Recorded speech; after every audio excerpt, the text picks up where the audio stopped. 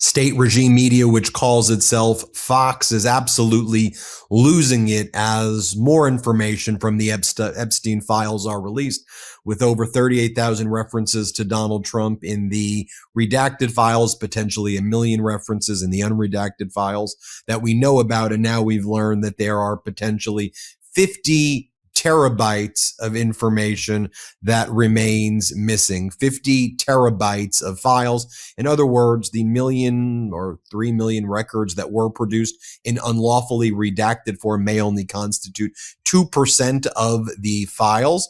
So what is state regime media, which calls itself Fox, doing? Well, hosts like Mark Levin, who hosts the Mark Levin Show, who's just a full propagandist for Donald Trump, here's what he posts. Now, finally stop the bullshit trying to link POTUS to Epstein. The woke Reich grifters, congressional Democrat hacks, and media thugs continue to libel POTUS from Russia to Epstein. We've a country to save from these reprobates and others. That's what Mark Levin says. And he cites a former police chief who investigated Epstein in the mid-2000s, told the FBI that he received a call from Trump at the time to say, thank goodness you're stopping him. Everyone has known he's been doing this. That's not exculpatory, you idiot. Donald Trump previously claimed he did not know what Epstein was doing. And the fact that after Epstein was arrested, Donald Trump said everybody knew what he was doing. Donald Trump was like best friends with the guy. He says he's a great guy who liked women on the younger side. And of course, we saw all the other allegations and references to Donald Trump in the files. So that's what Mark Levin is saying, like, implicating Donald Trump, apparently. So, and then you have Jesse Waters, along with Greg Gutfeld, say some of the most disgusting things to try to downplay the sex trafficking ring run by Jeffrey Epstein, which the Trump regime officials are in these files over and over again, whether it's Phelan, the Navy Secretary, Lutnick, Trump, you name it, Bannon, they're all there. Here's what Jesse Waters and Greg Gutfeld said about Epstein. Let's play it. It looks like he's mostly just a fixer, a guy who advises. He helps people with their problems. Sometimes those problems are, you need a girl and or some penicillin or some, if you need it, he's got it. He's a sex rabbi.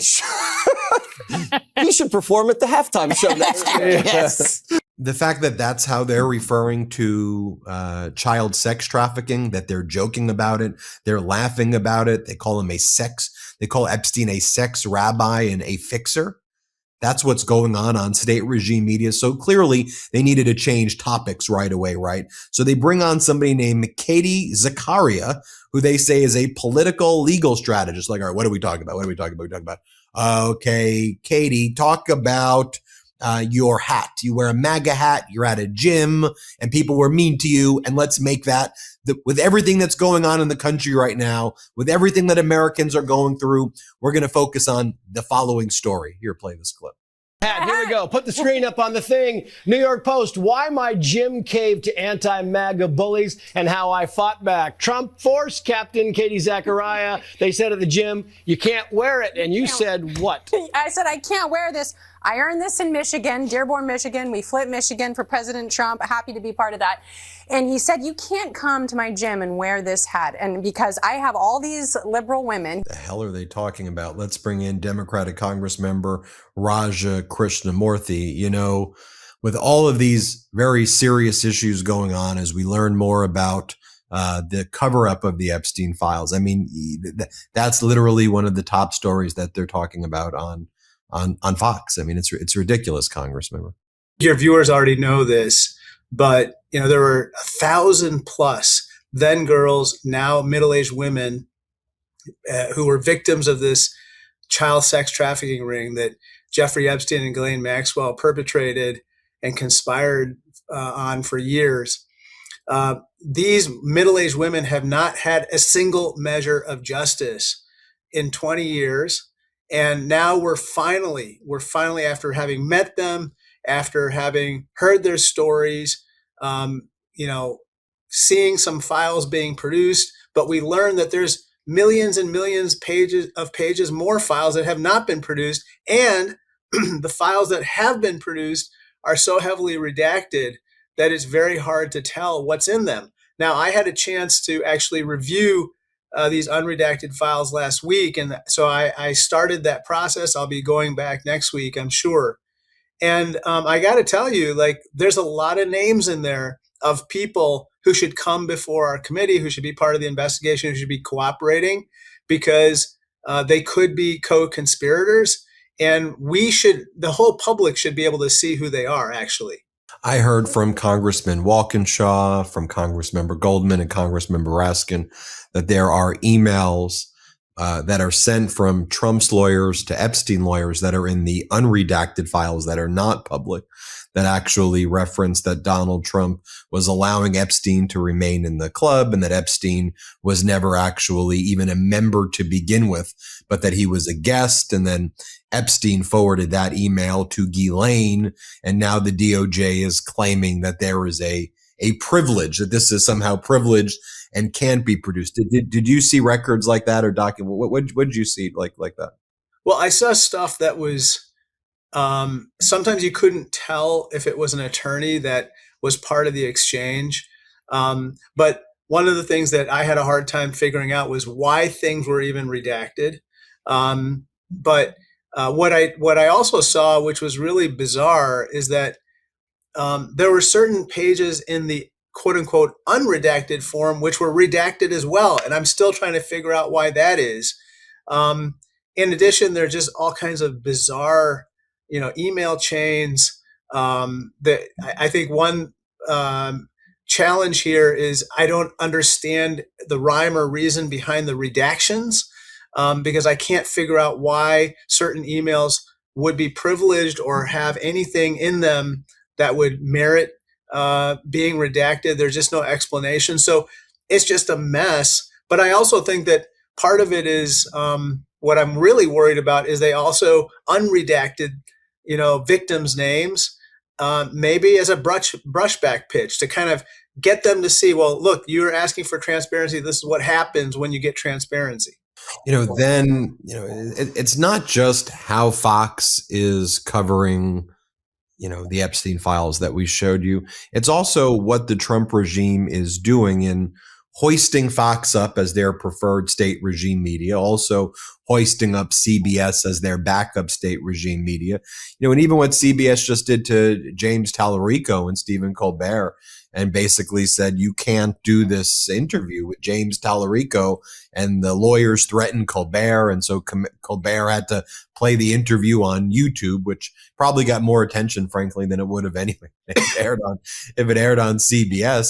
But I mean, that level of FCC intervention over, you can't have James Tallarico, who's running for the United States Senate in Texas, as a guest.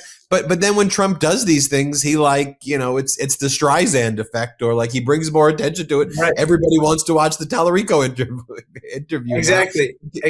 People hate this stuff. They hate this. I think, by the way, this is one of those things that I personally think strikes a chord with many Americans. They don't want their government telling them what they can watch, what they can't watch, in terms of this type of content, especially if it feels very political. Remember what happened with Jimmy Kimmel, as you recall, when, Trump didn't like what he said, he basically got the FCC to come down hard on Jimmy Kimmel, or it's his employer, I should say. And then, Jimmy Kimmel went off the air, but then lo and behold, there's a huge groundswell of support for him, including even from certain Republicans and conservative circles. And that public pressure got the administration to relent. He was back on the air. So I think that these types of things really backfire in the end, but we have to shine a light on them. Congress is shut down right now, or MAGA Mike sent everybody home until, I guess, the State of the Union at least. Department of Homeland Security is a partial government shutdown. I feel like when you and I do these interviews, it's like deja vu. It's like, wait a minute, weren't we just talking about a government shutdown like a few months ago, and then a few months before that? And, now you have MAGA Republicans saying that it's non-starters for them to ever even consider a negotiation where ICE agents would have to remove their terrorist masks. The masks must stay on. That's a non-negotiable, they say. And also Republicans say it's a non-negotiable that you would require ICE and Border Patrol, Gestapo to get judicial warrants. The administrative warrants that they basically fill out for themselves is enough. How dare you ask about judicial warrants? That's not feasible, like literally in our Constitution. But what do you say to this moment that we're in before we go, Congressman? That's where they're taking the stand. They gotta have their masks. I mean, to me, my own view, I don't think the Democrats are going far enough on the Democratic negotiables. I want to see ICE and Border Patrol abolished and everybody prosecuted. But the Democrats are like, okay, judicial warrants, body cams, take off the masks, and don't go around polling stations. Republicans are like, no way. How do you even talk to these people if they're like, no way to those things? I think you hit on a great point. Those are very reasonable. Look, one way of summarizing what I think the Democrats, at least at the bargaining table, are saying is, look, ICE and CBP at the least need to abide by the same standards, rules, and regulations that local law enforcement do. And that means no masks, ID on, body cameras on, no warrantless arrests. There have to be third-party investigations of the use of force, and there can't be roving gangs of ICE and CBP agents who are basically stirring up trouble throughout the country. That's just basic stuff to me. And I also included in my list of demands, and I think that the current list of negotiating demands reflects this.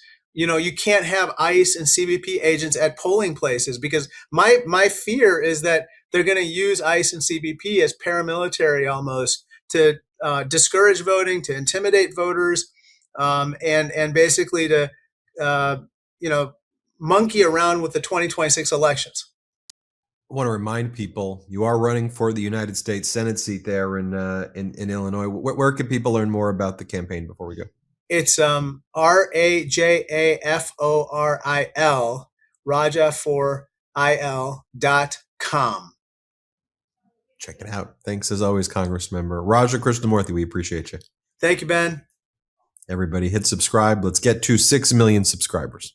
Want to stay plugged in? Become a subscriber to our Substack at MeidasPlus.com. You'll get daily recaps from Ron Filipkowski, ad-free episodes of our podcast, and more exclusive content only available at MeidasPlus.com.